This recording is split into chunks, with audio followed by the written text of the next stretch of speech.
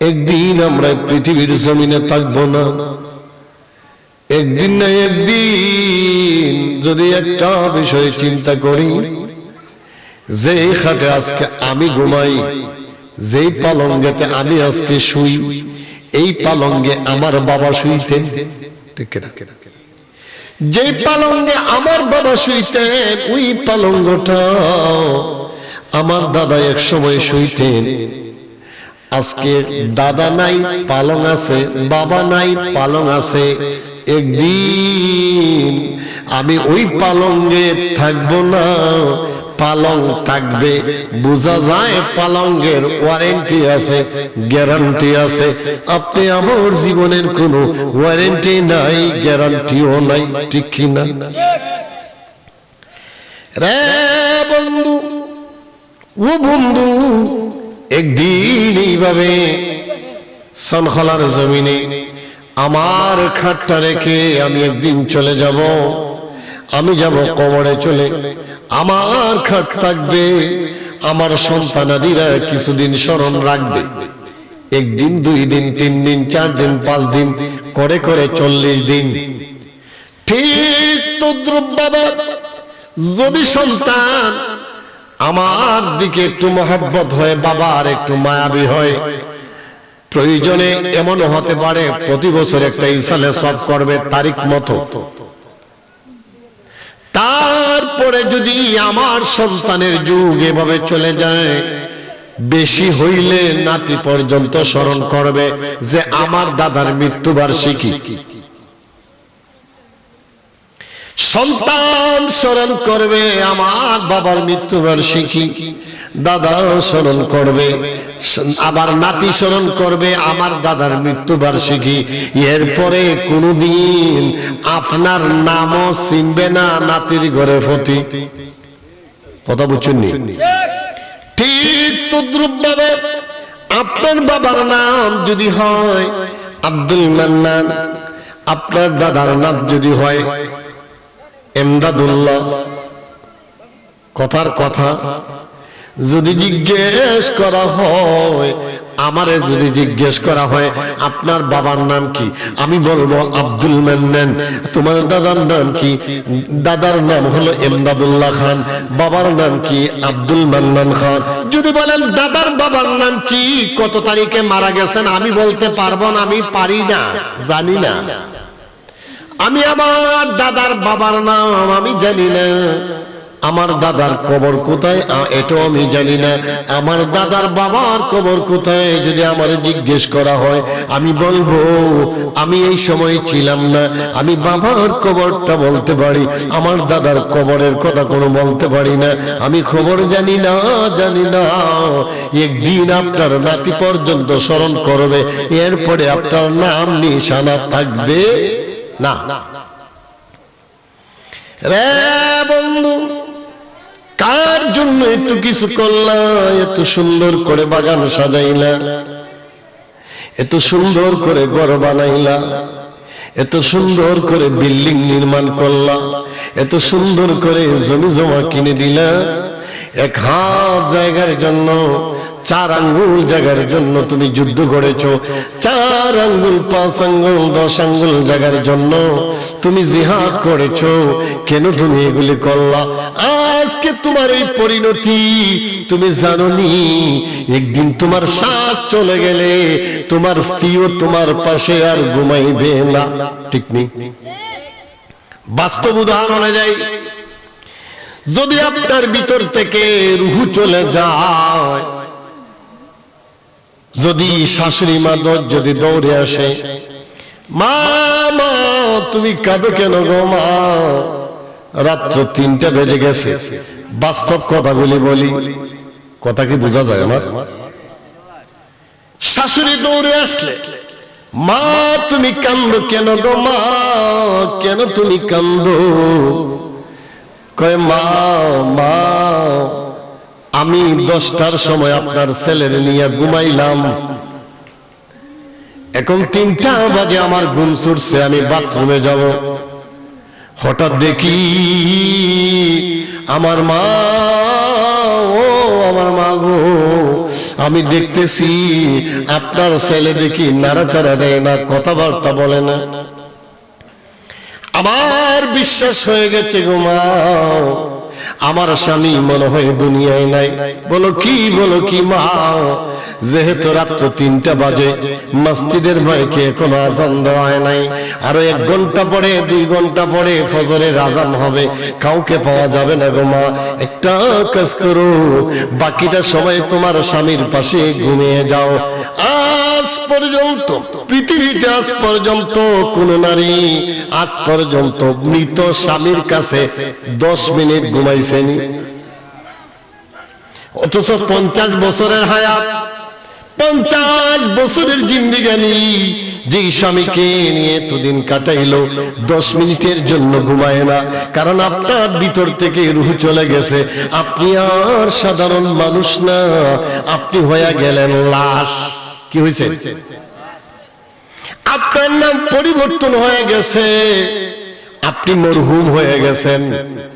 মসজিদের মাইকে ঘোষণা আসলো একটি সুখ সংবাদ, মরহুমের জানাজার নামাজ, আপনার নামটা পরিবর্তন হয়ে গেছে। আপনার সন্তান, আপনার ছেলে ঢাকা থেকে সিলেট থেকে, তারা যদি শুনে বলে একটা কাজ করো, একটা কাজ করো, আমার বাবাকে একটা কাজ করো, আমার বাবাকে 3টার সময় জানাজা দিয়ে দাও, আমি আসবো 1টার ভিতরে চলে আসবো, আমার ভাইও চলে আসবে 12টার ভিতরে। লাশ বেশি সময় রাখা যাবে না, লাশে গন্ধ ধরবে, আজকে যদি পার হয়ে যায় লাশটা ফুলে যাবে, না না রাখা যাবে না। আপনার ভিতর থেকে রূহ বাইর হয়ে গেলে আপনার সন্তান বলবে না না না, এই আব্বাকে আর রাখা যাবে, ভিতরে খালি বাতাস বেরিয়েছে, শেষ। ডেড বডি আর কেউ রাখতেছে না। যেই সন্তানের জন্য আমি একটা কথার গভীর মনোযোগে যাচ্ছি, আপনি যদি এমন হন, আপনি এমন বাসিন্দা যদি হয়ে যান, আপনার কবরে যখন দেওয়া হবে, জানাজা দেওয়া হবে, জানাজার পরে ওয়াতাওয়াল্লা আনহু আসহাবুহু, সাথীরা যখন চলে আসবে, ভাই চলে আসবে, মামা চলে আসবে, সন্তান চলে আসবে, আত্মীয় স্বজন যখন সবাই চলে আসবে, অবশ্যই যখন চলে আসবে তখন কবরে আপনি একা হয়ে যাবেন, ঠিক কিনা? না আপনার শ্বশুর যাইব, আপনার আব্বা, আপনার সন্তান, কেউ যাবে না, এমনকি কবরের পাশেও দাঁড়াইবে না। সবাই করে তাড়াতাড়ি চলে আসো, তাড়াতাড়ি চলে আসো। হাদিস শরীফ সাক্ষী, ইন্নাহু লা ইয়াসমাউ কারানি আলিহিম, সাথীদের জুতার পায়ের আওয়াজের শব্দ কবর থেকে মৃত ব্যক্তি শুনতে পায়। আপনি তার বাবা, আপনি তার সন্তান, কিন্তু আপনি কবরে আছেন, আপনি কথা বলার সুযোগ নাই। আপনার সন্তান জানাজা দেওয়ার পরে যখন চলে আসবে, হাদিস শরীফ সাক্ষী আমার নবী বলেন, ইন্নাহু লা ইয়াসমাউ কারানি আলিহিম, সাথীদের জুতার পায়ের আওয়াজের শব্দ কবর থেকে শুনতে পাবে। রে বন্ধু, কবরে একা হয়ে যাবেন, আমার কবরে কেউ আসবে না, কেউ আসবে না। এমন একজন আসবেন গো, যাকে দেখলে দুনিয়ার জমিনে ঈমান অবস্থায় দেখলে জাহান্নামের আগুন হারাম। ফেরেশতারা জিজ্ঞেস করবেন, আল্লাযী বুইসা ফীকুম, উনার সম্পর্কে তোমার মতভেদ কি? উনারে চিনুনি, উনারে জানোনি?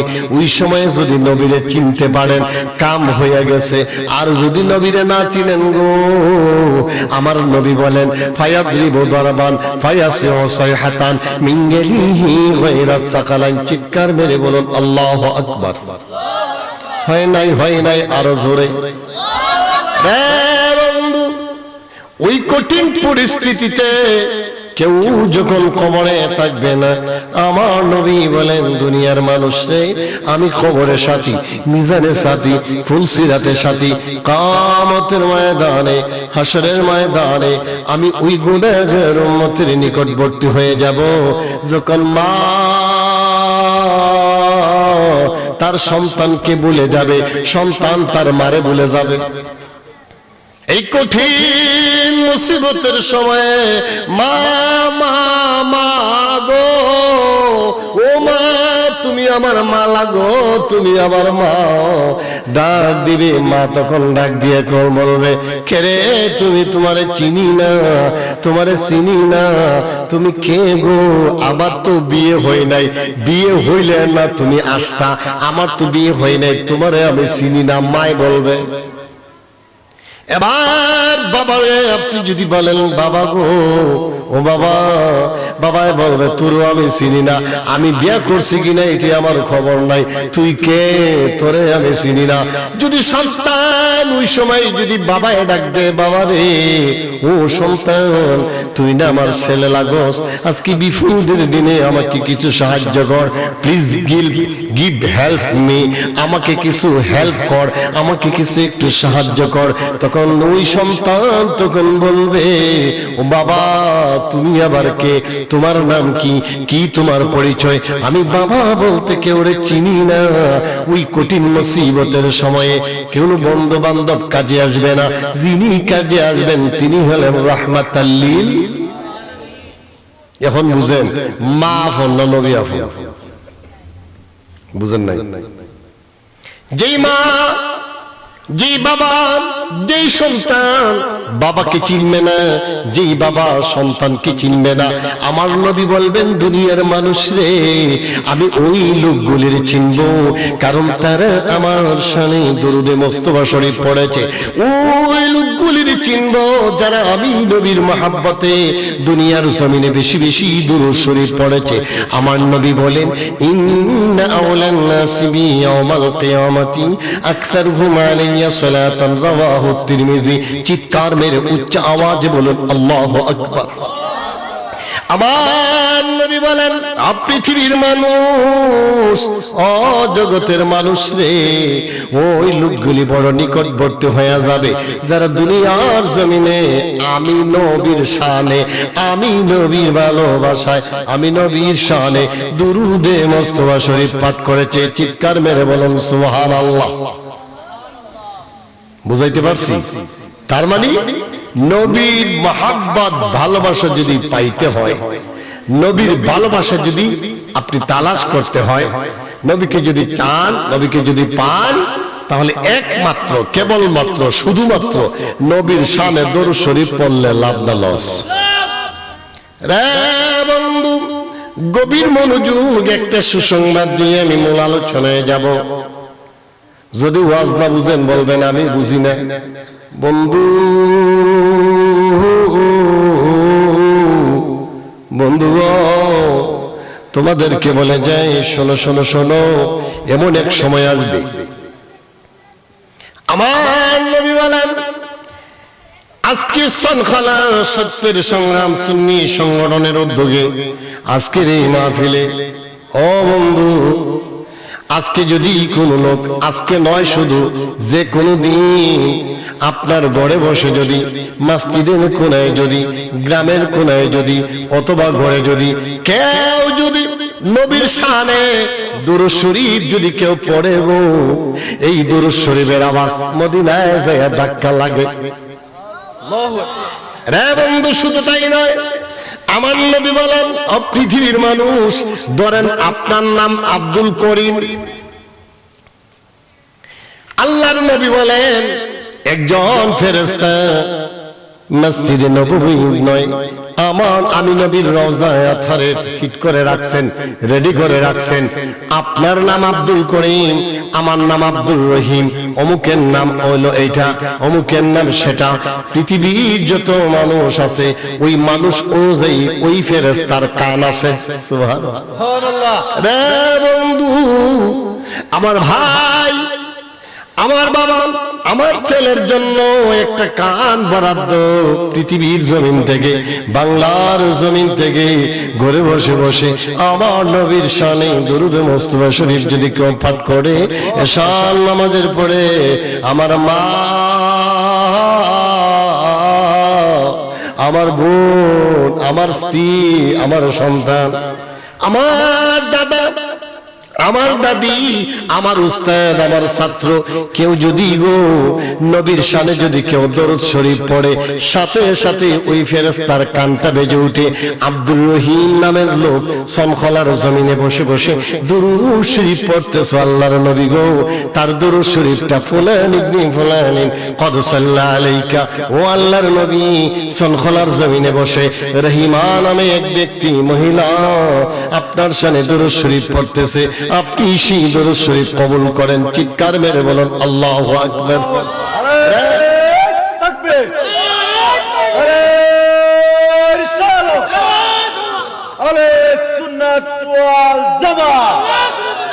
সুন্নি মহাসম্মেলন বলতেছিলাম বন্ধুরা আমার, নবীর শানে যদি কানেকশন লাগাইতে পারেন, নবী যদি আপনার হইয়া যায়, ও বন্ধু কবরে শান্তি, হাসরে শান্তি, মিজানে শান্তি, ফুলসিরাতে শান্তি। এমন কি কবরে বয় নাই, হাসরে বয় নাই, মিজানে বয় নাই, ফুলসিরাতে বয় নাই, বিজলির আকারে ফুলসিরাতের পুলটা পার হইয়া যাইবেন রে বন্ধু। তার মানে বোঝা যায় মা আপন না, ভাই আপন না, বোন আপন না, স্ত্রী আপন না, আপনার সন্তান আপন না, এর চেয়ে জেনে বেশি আপন তিনি হলেন সোনার মদিনা। ঠিক কিনা এ বন্ধু? ওই নবীরে বুইলা কেমনে রইলা গো, এই নবীরে বুইলা কেমনে আজকে রইলা বন্ধু গো? আপনাদেরকে শোনায় দিতে চাই, আপনাদেরকে শোনায় দিতে চাই আমার নবী কেমন জানুনি, অন্যান্য নবীর মতো না। আমার নবী কেমন জানুনি, আদম নবীর মতো না। আমার নবী কেমন জানুনি, ঈসা নবীর মতো না। আমার নবী কেমন জানুনি, পৃথিবীতে যত নবী রাসূল আসছেন আমার নবীর মতো নবী না। বুঝাইতে পারছি? আমার নবী নবী ওই, আমার নবী কামলিওয়ালা, আমার নবী রাহমাতুল লিল আলামিন, আমার নবী দু জাহানের সরদার, আমার নবী সাইয়্যিদুল কাউনাইন ওয়াস সাকালাইন, আমার নবী হলেন রাহমাতুল লিল, আমার নবী রাহমাতুল লিল আলামিন। কেমন নবী জানেননি? আল্লাহর নবী ঘুমিয়ে রয়েছে, বুখারীর হাদিসের বর্ণনা, আল্লাহর নবী ঘুমে। মুসলিম শরীফের 2331 নম্বর হাদিস, হযরত আনাস রাদিয়াল্লাহু তাআলা আনহু বলেন, উম্মে সুলাইম আল্লাহর নবীর খালা ছিলেন। খালা, আল্লাহর নবীর খালা উম্মে সুলাইম। উম্মে সুলাইমের ঘরে যখন আল্লাহর নবী যখন যাইতেন, যাওয়ার পরে যখন খালা থাকতেন না, তখন উম্মে সুলাইমের ঘরে আমার নবী বিশ্রাম দিতেন, একটু ঘুমাইতেন খালা না থাকলে। হঠাৎ একদিন ঘুমের ঘরে অবস্থা আছেন সাইয়েদনা হযরত আনাস রাদিয়াল্লাহু তাআলা আনহু বসা, উম্মে সুলাইম ঢুকলেন, ব্যাপার কি আমার বিছানায় কে? হ্যাঁ উম্মে সুলাইম, আল্লাহর নবী এখানে বিশ্রাম নিচ্ছেন, ঘুমাইছেন। হঠাৎ দেখা যায় তিনি ঘুমন্ত অবস্থায় ওনার শরীর মোবারক থেকে ঘাম ঝরতেছে। সুবহানাল্লাহ, ঘাম ঝরতেছে সুন্দর করে মণিমুক্তার মতো ঝলমল ঝলমল করে। খালা কি বোন ভূতের খবর জানে না? বলে মা কি ছেলের খবর জানে না? বাপে জানেনি, মায় জানে, ছেলে জানে, বাবায় জানে, স্বামী জানে তার স্ত্রীর খবর, খালায় জানে তার বোন ভূতের খবর। ঘরের খবর ঘরের মানুষই বেশি জানে, বাইরের মানুষ কম জানে। ঠিক নেই? আমার খবর আমি যত বড় পীর সাহেব হই, আমি কেমন পীর সাহেব এটা আমার মা জানবো, আমার বাবা জানবো, আমার স্ত্রী জানবো, আমি ভাই জানবো, দূরের মানুষ জানবে না। এবার উম্মে সুলাইম বলেন, উম্মে সুলাইম একটা শিশি আনলেন, আমার নবীর শরীর বদন মোবারক থেকে এইভাবে মুছে মুছে মুছে মুছে গাম মোবারক এটানের মধ্যে শিশির মধ্যে রাখলেন, আটকাইলেন। রাখার পরে এমত অবস্থায় নবীর ঘুম ভেঙে যায়। আল্লাহু আকবার। নবীর ঘুম ভেঙে যাওয়ার পরে গো দেখলেন ব্যাপার কি, আমার ঘাম নিয়ে তোমরা কি করছো, কি করছো? এবার উম্মে সালাম ডাক দিয়ে কয়, ইয়া রাসূলুল্লাহ, ইয়া হাবিবাল্লাহ, আমি ঘুমাই রইলাম, আপনি ঘুমাই রইলেন। আমি অত অবস্থায় দেখলাম আপনার গাম মোবারক আমি শিশির মধ্যে ভরে রাখলাম, বড় সেন্ট, বড় আতরের গন্ধ ঘ্রাণ শুনতে পাচ্ছি। আমার বিশ্বাস আমার সন্তানের বরকতের জন্য এগুলির শরীরের মধ্যে লাগাই। আল্লাহর নবী কয়, একটা কাজ করছো, এর চেয়ে উত্তম কাজ হতে পারে না, অবশ্যই অবশ্যই এর জন্য তুমি ফায়দা পাবা। হযরত আনাস বলেন যে হাদিসটা এবার বুখারীতে আসছে 169 নম্বর হাদিস। আল্লাহর নবী এখানে হযরত আনাস রাদিয়াল্লাহু তাআলা আনহু বলেন, এই পৃথিবীর মানুষ, আমি যেদিন মারা যাব, আমি মারা যাবার সময়ে আমার কাফনের কাপড় যখন তোমরা লাগাই দিবা, কাফনের কাপড়ের মধ্যে আমার নবী গাম মোবারক লাগাই দিও। আমার বিশ্বাস যদি কাফনের কাপড়ে যদি আমার নবীর গাম মোবারক যদি লাগাও রে, আমার শরীরে কোনদিন জাহান্নামের আগুন স্পর্শ করবে না। রে বন্ধু, ও বন্ধু, আমার নবী কেমন জানুনি, যেই নবীর চেহারা দেখলে জাহান্নামের আগুন হারাম হয়ে গেছে। আমার নবীর চেহারা দেখলে ক্ষুধার্ত মানুষ, তৃষ্ণার্ত মানুষ তৃষ্ণা নিবারণ হয়ে গেছে। ক্ষুধার্ত মানুষ খাই বোঝে এটা বলে গেছে, তৃষ্ণার্ত মানুষ পানি পান করার জন্য পাগল। কিন্তু না না না, আমার নবীর চেহারা মোবারক দেখার সাথে সাথে তার তৃষ্ণা, পানির তৃষ্ণা মিটে গেছে। আল্লাহু আকবার। রে বন্ধু, ওই নবীর উম্মত আমরা খুশিরা বেজার। আমার বাবা যদি দামি হয়, সন্তানও দামি। কেমন বলেন? আমার বাবা যদি দামি হয়, সন্তান দামি হয়। আমার স্যার যদি দামি হয়, আমার উস্তাদ যদি দামি হয়, আমি ছাত্র হিসেবে আমি বড় দামি। আমার যদি বাবা হয় চেয়ারম্যান, আমারও কিছু পাওয়ার আছে না নাই? আমার বাবা যদি এমপি হয়, আমারও তো একটা পাওয়ার আছে। আমার বাবা যদি মন্ত্রী হয়, আমার একটা পাওয়ার থাকবে। মানুষ আমাকে সম্মান করবে, ইজ্জত করবে। ঠিক তদ্রুপ ভাবে জানুনি গো, আমার নবীর কারণে আমরা উম্মতের দাম বেশি। বুঝেননি? বুঝতেছেন? রে বন্ধু, আজকে আমি আসলাম সানখালার জমিনে, গতকাল তালিম দিছি আরেক জায়গায়, এইভাবে কন্টিনিউ চলছে। একমাত্র ওই নির্বাচনের কারণে কিছু অফ আছে, কারণ দিতে হবে কেন? হেদায়েতের মালিক কে? ঠিক তদ্রুপ ভাবে একদিন মুসা নবী ওয়াজ করতেছেন, এরকম ওয়াজ। আমরা যেভাবে মাইকটা গেছিল, এরকম মাইক আছে। এই সময় ওয়াজ আছে ওই বাংলা ঘর, মসজিদের বারিন্দা, ওই বইয়া, এটুই আছিল আসল ওয়াজ। আল্লাহর নবী মুসা নবী যখন আসলেন, তখন কি মাইক ছিল নি? কথা বলেন, কথা বলেন। মাইক ছিল? মাইক ছিল না। তখন এই পোস্টারিং ছিল না, এই অবস্থা ছিল না, ভিডিও ম্যান ছিল না, কোনো অডিও ছিল না। আল্লাহ পাক রব্বুল আলামিনের কথা বলবেন, আল্লাহ পাক রব্বুল আলামিনের সাথে কথা বলবেন, সেটাও অডিও কনফারেন্সে কথা হইতো তুর পাহাড়ের মধ্যে যায়। সেই দিকে যাব না। মুসা নবী ওয়াজ করতেছেন, আমি তো আল্লাহর সাথে কথা বলি, আমি তো সাধারণ ব্যাপার না, ভিতরে ভিতরে আইছে। মুসা নবীর ভিতরে ভিতরে আইছে কিটা, আমি আল্লাহর সাথে কথা বলি, আমার তো হওয়ার কোনো কম না, কারণ আমি যেহেতু আল্লাহর সাথে কথা বলি, আমার তো হওয়ার আছে। ঠিক তদ্রুপ ভাবে আমি যেহেতু আল্লাহর সাথে কথা বলি, আমি সাধারণ লোক নাই, মনে হয় আমার মতো কোন লোক এই জমিনের মধ্যে নাই। ভিতরে ভিতরে আনছেন, আল্লাহ ভিতরের খবর জানেন। হঠাৎ করে কিছু মানুষের কাছে বলেই ফেললেন, ভিতরের হিসাবে অনেক সময় গুনাহ হয় না, কিন্তু ভিতরের খাত যদি প্রকাশ করে তখন গুনাহ হয়। আর ভিতরে যদি সওয়াব রাখে, এটা আবার সওয়াব হয়। হিকমত আছে, আপনার ভিতরে হইলো অমুককে আপনি কোন করবেন, কিন্তু এটা গুনাহ হইতাছে না, প্রকাশ করলে গুনাহ। কথা বুঝাইতে পারছি? আর যদি আপনার নেক নিয়তটা খালি সহি করছেন, এখনো কাজ করেন নাই, এখনো নামাজ পড়েন নাই, খালি নিয়ত করছেন, মনে মনে রোজাইতেছে, এখন নিয়ত করছেন শুধু, আল্লাহ এটার সওয়াব দিব, সুবহানাল্লাহ। কিন্তু আপনি এখনো গুনাহ করেন নাই, ভিতরে আছে, এই গুনাহ ভিতরে আছে, প্রকাশ করেন নাই, এটার জন্য আল্লাহ গুনাহ দিবে না। এবার মুসা নবী ভিতরে ভিতরে আসছে, আমার মতো মনে হয় কোনো বুজুর্গ নাই। ভিতরে আসার সাথে সাথে কিছু লোকদেরকে বলে ফেললেন, আমার মতো মনে হয় কোনো বুজুর্গ দেখতেছি না। আমি যখন কথা বলি, আমার যখন মনে চায় আমি খোদার সাথে কথা বলতে পারি। এটা কি কম কথা? মুসা নবীর ব্যাপারে বলা হয় কালিমুল্লাহ। মুসা নবী কথা বলতেন কার সাথে?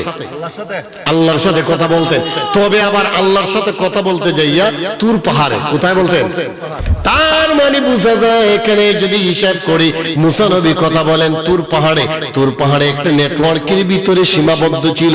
তুর পাহাড় থেকে আসলে আর নেটে ধরতো না। আল্লাহকে জিজ্ঞেস করলে আল্লাহ জবাব দিতেন না। তার মানে বোঝা যায় মুসা নবী কথা বলতে গেলে তুর পাহাড়ে যাইতে হয়। আর আমার নবীর আদনা একটা উম্মত, আমার নবীর আদনা একটা উম্মত যদি কথা বলে তুর পাহাড়ে যাইতে হয় না, সনখলার মসজিদে আসতে হয় না। ওই লোক ঘরের মাঝে যদিও যায় নামাজ বিছায়াও তার প্রভুর সাথে কানেকশন লাগায়। আমার আল্লাহ বলেন, বন্ধু ওয়াইদা সালাকা ইবাদি আন্নি ফাইন্নি করিব। রে আমার নবী, আমার বান্দাদেরকে বলে দাও, কেউ যদি প্রশ্ন করে আমার সম্পর্কে, আমি কেমন, আমি কত দূর, আমি বড় কাছে, যদি আমার কাছে চাই উজিবু দাওয়াতাদ দাঈ ইযা দাআন, আমার কাছে যখন চাইবে আমি সাথে সাথে বলি লাব্বাইক। তুর পাহাড়ে যাইতে হবে না, তার কোথাও যাইতে হবে না, কোথাও যায় ঘুরতে হবে না, সাথে সাথে লোকটা বলতে পারবে আল্লাহর সাথে কানেকশন। মুসা নবী বললেন, আমার মতো মনে হয় বড় বুজুর্গ পৃথিবীর জমিনে কেউ নাই। এই খবরটা আল্লাহর কাছে চলে গেছে, কিন্তু আল্লাহ এই খবরটা ভালো লাগে নাই। মুসা নবীর কথাটা আল্লাহর কাছে গীতা লাগছে না, যেহেতু ভালো লাগে নাই, নবীদেরকে আল্লাহ সতর্ক করলেন। সাথে সাথে নবীদেরকে আল্লাহ সতর্ক করলেন, সাথে সাথে সতর্ক করলেন, নবীদেরকে সতর্ক করলেন সাথে সাথে। কারণ যেহেতু নবীকে এমন ভাবে সতর্ক করলেন, সাবধানে সতর্ক সাথে সাথে করে দিলেন। কেমন করে? রে মুসা, তুর পাহাড়ে গেলেন, রে মুসা তোমার উপরে কিছু বিচার আছে। কেমন বিচার? ও আল্লাহ, আমি কি আবার কি করেছি? বলে তোমার একটা কাজ আছে। তোমার একটা কাজ কি করতে হবে আল্লাহ গো? বলে তোমার একটা কাজ হলো, তুমি এমন একজন লোকের সাথে চলাফেরা করবে, তুমি কিছু ব্যাগের মধ্যে শুটকি মাছ নিবে। শুটকি শুটকি শুটকি মরা না জিতা, কথা বলে মরা না। এই শুটকি মাছ ব্যাগের মধ্যে রাখার পরে নদীর কিনার দিয়ে হাঁটবে। যাইতে যাইতে যাইতে যাইতে যদি সেই শুটকি মাছটা দেখানে শুটকি মাছ জীবিত হইয়া ফাল মাইরা নদীতে পড়বে, ওই জায়গায় একজন লোক দেখবা, লোকটা 3 মাথাওয়ালা বয়স্ক মানুষ। মানুষের কি 3 মাথা হয়নি? কিন্তু 3 মাথা খারে হয় যার মাথা আছে 2টা আঁটু, এমনি মাথা দিয়া করে বয়সের বারে এইভাবে বুঝা হয়ে গেছি। এটারে অনেক সময় আমরা হই 3 মাথাওয়ালা। এবার মুসা নবী পরিষ্কার ভাবে একটা নিদর্শন পাইলেন, 3 মাথাওয়ালা লোক যেখানে মাছটা পড়ে যাবে, মুসা নবীর একজন খাদেম রাখলেন। হঠাৎ করে বললেন, দেখো তো আমার মাছের খবর কি? কই মাছের খবর? রে মুসা, ও আল্লাহর নবী, মুসা মাছের একটা খবর আছে। বলে কি খবর? এই মাছের খবরটা হলো গো, ওই মাছ নদীতে ঝাঁপ দিছে, আপনাকে বলবো আমার স্মরণ নাই। বলে বলো কি, কোথায় দিছে? বলে পিছনে আসতে হবে। মুসা নবী দৌড় দিলেন, আইসা আবার আস্তে আস্তে আস্তে অনেক দূর গেছেন, যাইয়া দেখলেন একটা পয়েন্টের মধ্যে আসলেন, একটা নদীর মোহনার মধ্যে আসলেন। ব্যাপার কি, কোন জায়গায় পড়ছে? বলে এখানে পড়ছে। দেখো তো কোন বয়স্ক মানুষকে দেখা যায় কি না। চারদিক দিয়ে তাকান, এদিক সেদিক তাকান, কোথাও দেখা যাচ্ছে না। হঠাৎ করে দেখলেন একজন বয়স্ক মানুষ, 3 মাথাওয়ালা বয়স্ক মানুষ দেখা যায়। একজন লোককে দেখা যায় বয়স্ক মানুষ, ওনার কাছে দৌড় দিছেন। আল্লাহ কিটা কইছে যে হানো এটা পরে এখানে একজন লোক আছে, তার সাথে শৈল্য তুলো। তার মানে বুঝা যায় ওনার কাছে গেলেন, আসসালামু আলাইকুম ইয়া আব্দুল্লাহ, হে আল্লাহর বান্দা আপনাকে সালাম।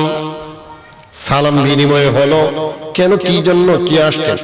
আমি এই জামানার নবী, আমি কালিমুল্লাহ, আল্লাহর সাথে কথা বলি, আপনার কিছু সহবত গ্রহণ করতে চাই। বলো কি তুমি নবী? নবী কেন আমার সাথে থাকবে? আমি বয়স্ক মানুষ, আমার সাথে তুমি থাকতে পারবে না। এখন টাকার লাগে হুকুম টাকা, এখন কোনো মতো বাইল করে লাগবে না, বেচারা তো থাকতে পারবে না। উনি বলতেছেন না না না, থাকতে পারবি না, টাকার কোনো সুযোগ নাই। কেন গো, টাকার কেন সুযোগ থাকবে না? বলে না, আমার কিছু শর্ত আছে, যদি থাকতে চাও। ওই লোকটি বললেন, আমার সাথে যদি থাকতে চাও তাহলে একটা শর্ত আছে, এই শর্তটার নাম হলো গো, আমার কাজের উপরে কোনো বাড়াবাড়ি করতে পারবেন না। আমি যেটা করবো একটু মামলাদারি করেন যেত না, কথাটা হইলে এইভাবে, আমি যেটা করি একটু খবরদারি করতে পারতাম না, বুঝদারি করতে পারতাম না, মামলাদারি করতে পারতাম না। তার মানে তুমি মুরব্বিয়াতে করতে পারতাম না, আমি যেটা করবো একটু। মুসা নবী বলেন, আচ্ছা ঠিক আছে, তাহলে চলো। এইবারে চলতে চলতে রাস্তা দিয়ে নদীর কিনার দিয়ে যাচ্ছেন। হঠাৎ যাইতে যাইতে যাইতে যাইতে যাইতে যাইতে এবার নদী পার হবেন। নদীতে উঠলেন, নৌকার মধ্যে উঠলেন, নৌকা পার হয়ে যাবেন। নৌকা যখন পার হবেন তখন ওনার ভিতরে আসলো নতুন নৌকা, কিন্তু যাবার বেলায় ওনার লাঠি দিয়া নতুন নৌকাটারে ছিদ্র করে ফেলাইছে। নতুন নৌকা ছিদ্র করার কারণে নৌকাটা ডুবে যাচ্ছে। মুসা নবীর কিছু রাগ উঠছে। মুসা নবী কিন্তু রাগী নবী, মুসা নবী মূলতই রাগী। কিতাব প্রমাণ করে আল্লাহর নবী মুসার কাছে মালাকুল মউত গেছে। মালাকুল মউত যায় বলে, তোমার জান, তুমি বলে তুমি কিসের জন্য আসছো? তুমি কিসের জন্য আসছো? কয় আমি আসছি তোমার জান কবজ করার জন্য। বলতে দেরি দেরি করেন নাই, একটা থাপ্পড় দিছেন। আজরাইল মালাকুল মউতের চেহারা মোবারকে একটা থাপ্পড় খায়া এবার দেখা যায় ওনার এমন অবস্থা হয়ে গেল, ওনার চোখটা খুইলে পড়ে গেছে। এক হাতে চোখ নিয়ে আল্লাহর দরবারে বলতেছে, আল্লাহ আমি মানুষে সাইজ করি, আমারও দেখি সাইজ করুন না লোক আছে। বুঝছেন কথা? আজরাইলের উপরে আজরাইল আছে, বাঘের উপরেও ট্রাক আছে, একটা কথা হয় না, বাঘের উপরেও ট্রাক আছে। আমি আজরাইল মানুষকে সাইজ করি, আমারে দেখলে মানুষ প্রস্রাব পায়খানা করে দেয়, আবার দেখি ওই লোক আমারে সাইজ করে। ব্যাপার কি? আল্লাহ আল্লাহ বলেন একটা কাজ করো, তুমি সালাম দিছো নি? বলে না, এমন কিছু জমিনে লোক রাখছি তোমারও সাইজ করতে পারে। এখন বুঝো ওই লোকটাকে আমার নবী মুসা, তার কাছে তুমি যখন যাবা তুমি সালাম দিবা, তারপরে একটা কাজ করবা। তুমি একটা কাজ করবা, কয় আবার চোখ একটা গেছে, আবার দেখবো। আমার আক্কল হইছে না, আমার একবার গিয়ে গীতা চোখ একটা গেছে, যদি আর একটা যায় আমার জীবনে তুই শেষ। এখন একটা লইয়া তো আমি কিছু চলতাম পারি, আর একটা যদি যায় তো মুসিবত। আল্লাহ বলেন না, একটা পলিসি করতে হবে। কি আবার পলিসি? কেমন করে পলিসি? কি পলিসিটা করতে হবে? বলে হ্যাঁ একটা পলিসি আছে, একটা বাছুর নিয়ে যাবা। বাছুর বাছুর গরুর, এই বাছুরের গায়ে বলবা হাত দিতে। মুসা নবী হাত দিবে। মুসা নবী কি বলতে বলবা, তুমি আপনি যদি থাকতে চান, আগে সালাম খালাম দিবেন, আপনি যদি থাকতে চান থাকেন, বলে বাছুর কেন? বলে বাছুরের উপরে হাত দিবেন, আপনার হাতের নিচে যত পশম আছে ওই পশম অনুযায়ী আপনার হায়াত দেওয়া হবে। কিন্তু না, ওই হায়াত একদিন শেষ হয়ে যাবে। আল্লাহর নবী মুসার কাছে যায় বলছে, আসসালামু আলাইকুম ওয়া রাহমাতুল্লাহ। এবার মালাকুল মউতের হুশ হইছে নি? আগে কি ছিল থাপ্পর, এবার খুব ভদ্র সহিত আসসালামু আলাইকুম ওয়া রাহমাতুল্লাহ। মুসা নবী কয় আগে তুই দিকে ওয়া আলাইকুম আসসালাম। কি ব্যাপার রে মুসা, তোমার জান কবজ করার জন্য আসছি, এটার জন্য নয়। শুনো শুনো, আমাকে ভুল বোঝো না। আল্লাহ এই বাছুরটা পাঠাইছেন, যদি আপনি দুনিয়ায় যদি থাকতে চান বাছুরের গায়ে হাত বুলাইয়া দেন, আপনার হাতের নিচে যত পশম পড়বে ওই পশম পরিমাণ আপনাকে হায়াত বাড়িয়ে দেওয়া হবে। মুসা নবী বললেন, তারপরে কি হবে? তারপরে আপনাকে আবার যাইতেই হবে। আপনার কোনো আরেকটা অপশন, আরেকটা রেওয়ায়েত আছে।